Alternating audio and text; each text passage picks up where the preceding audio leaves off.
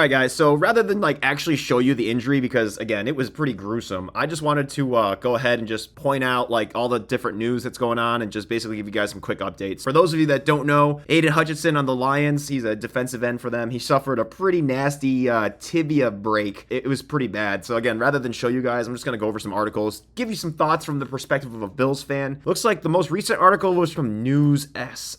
So let's just see what they say. So it's saying requiring immediate surgical intervention. Dang.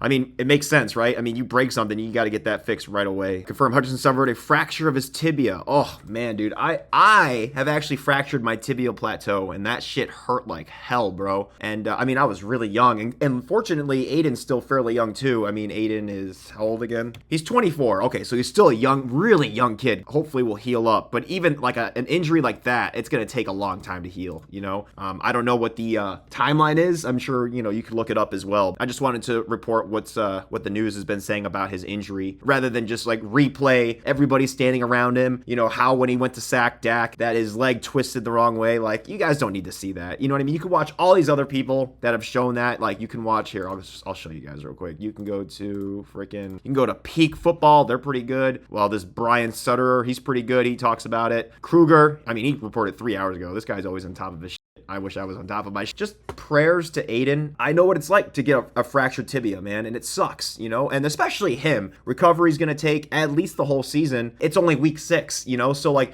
you're having a phenomenal season, and then week 6 happens, and then boom, you're out for the season. And it's not just out, oh, you know, my elbow. It's like, dude, I just broke my leg, you know? So again, really serious stuff. So just really hoping everything works out for him okay. Yeah, just like Campbell said, hate it for Hutch. That's tough. You know, it was tough. He's in good hands right now. He's being taken care of. There's only so much that you can do, you know, in that kind of a situation. Like, it's one of those things where, you know, shit happens. They're going to have their next guys in line. So I know they were talking about their depth chart and like who's going to step up and everything. Oh, damn. Wow, dude. I just realized this. Like, this is 2024, right? Oh, I'm trying to figure out if this is correct, but I mean, damn, dude. Like, James Houston is also out. Nate Lynn is on injured reserve.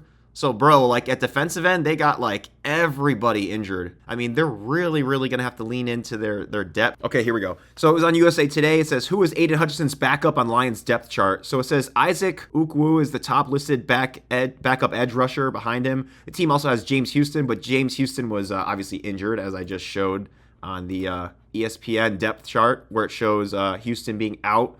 So where's this guy? So Isaac Ukwu.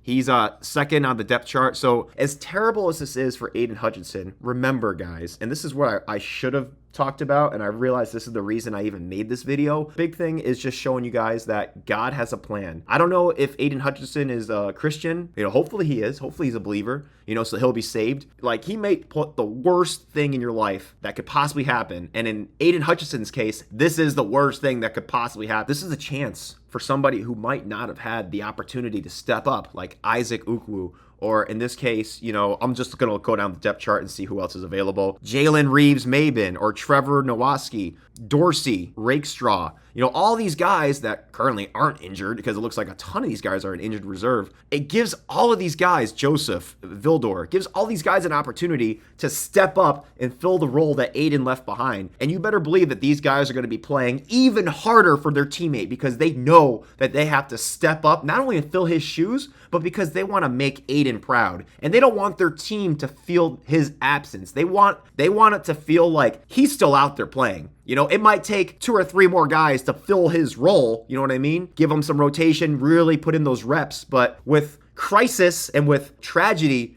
comes opportunity. And this could be an excellent opportunity for his teammates to now step into the spotlight. And who knows what could happen from this? Maybe one of these players becomes a star breakout, and they would have existed in the shadows and could have potentially just been traded off, and nobody would have known how great they were. It's kind of like the Tom Brady, Drew Bledsoe situation. What would have happened if Drew Bledsoe didn't get knocked out for the season? I don't know. Would Brady have been able to play? Maybe eventually, you know, with his skill, he eventually would have been able to step up. But again, God has everything happen for a reason, you know, and everything that's happened in my life, you know, has happened for a reason. But again, I don't want to make it about me. This is all about Aidan. Prayers for Aidan. Hope everything works out. And thanks for letting me share, guys. We'll see you next time.